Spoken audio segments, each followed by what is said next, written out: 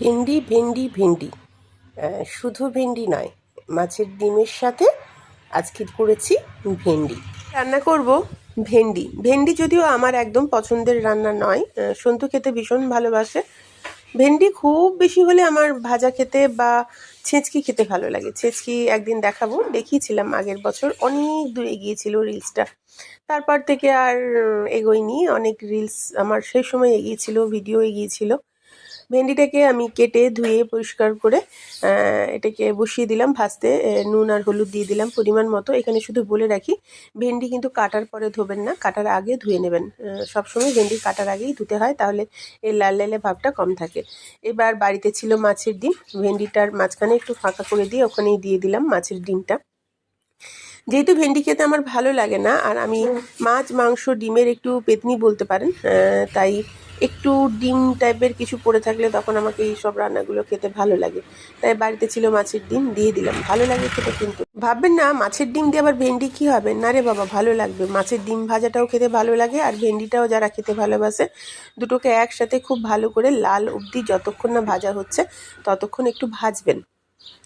তো এখানে যেটা বলার সেটা হচ্ছে, ভেন্ডি এত লাল ব্যাল করে না, আমার একদম ভালো লাগে না। কিন্তু আমার মেয়ে, আমার দাদা, সন্তু, আরও অনেকেই দেখেছি ভেন্ডিকে সেদ্ধ করে পেঁয়াজ লঙ্কা দিয়ে খেতে ভীষণভাবে পছন্দ করে। এবার ভেন্ডিটা ভাজা আমার হয়ে গেল। এবার তেলের মধ্যে সামান্য তেল দিয়েছি, তেল কি দেখতে পাচ্ছেন? একদম সামান্য। কিন্তু পেঁয়াজ দিলাম আর টমেটো দিলাম, আর অল্প একটু মশলা বাটা ছিল। এই মশলা বাটাটার মধ্যে ছিল আদা পেঁয়াজ রসুনের বাটা, সাথে টমেটো আর শুকনো লঙ্কা। তারপর এই মশলাটাকে খুব ভালো করে কষিয়ে নেব। আমি বারবার বলি, আমি রান্না কাউকে শেখাই না, আমার থেকে রান্না হয়তো অনেকেই অনেক ভালো পারেন। আমি আমারটা আমার পছন্দ হয়, প্লাস আমাকে একটা ভিডিও দিতে হয় রোজ। যেহেতু ফেসবুকে কাজে ঢুকেছি, কোনো দিন কোনো উন্নতি হবে কি না জানি না, কোনো দিন ফেসবুক থেকে কিছু হবে কি না সেটাও আমি জানি না, কারণ এক বছরে অনেকের প্রোফাইল অনেক এগিয়ে গেছে, আমার প্রোফাইল তেমন এগোয়নি। অবশ্য সেটা আমার নিজের ভুলের জন্য হয়েছিল, প্রথমের দিকে আমি জিনিসগুলো জানতাম না। তাই দেখা যাক, যদি এগোই। কাজ তো করে যাচ্ছি, প্রত্যেকেই একটা আশা নিয়ে কাজ করে, আমিও বলবো না আমি আশা ছাড়া কাজ করছি। লেবু দিয়েছি, দেখতে পেয়েছেন নিশ্চয়ই কথা বলতে বলতে। এবার মশলাটা ভালো করে কষানো হয়ে গেলে উপর থেকে ডিম আর ভেন্ডি ভাজাটা দিয়ে নেব। চাইলে এখানে জলের ব্যবহার একদমও না করতে পারেন, এরকম ভাজা ভাজাও নামিয়ে দিতে পারেন।